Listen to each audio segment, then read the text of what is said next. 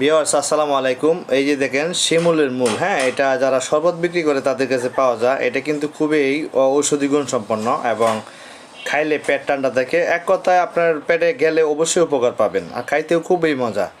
আর এই সেই অ্যালোভেরার গুণের শেষ নাই। আপনারা যারা মাথা চুলের সমস্যা, পেটের সমস্যা, শরীরের কোষ্ঠকাঠিন্যের সমস্যা, তারা অ্যালোভেরা এবং খাইতে পারেন এসবগুলো বসে একসাথে। অ্যালোভেরা কিন্তু যারা নার্সারি করে তাদের জন্য অনেক উপকার।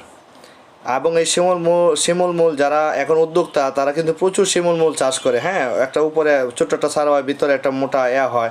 এটা 4 টাকা 5 টাকা পিস বিক্রি করা যায় পাইকারি রেটে, আর খুচরা 10 টাকা 12 টাকা 15 টাকা পিস বিক্রি হয় বাজারে। তো দর্শক, এখন যারা খামারি হয় ঘন করে করলে এখানে কিন্তু নিচে একটা মূল পাইলেন, এগুলোর জন্য একটু দোআঁশ মাটি লাগে ভালো। আর অ্যালোভেরা করলে কি হয়, অ্যালোভেরা প্রত্যেকটা কৃষকের বাড়িতে থাকা উচিত। কারণ আপনি যে কোনো একটা গাছের ডাল কাইটা অ্যালোভেরার ভিতরে ঢুকাই দিয়ে আপনি মাটিতে পুঁতে দিবেন, বাস গাছের ডাল থেকে চারা হয়ে যাবে।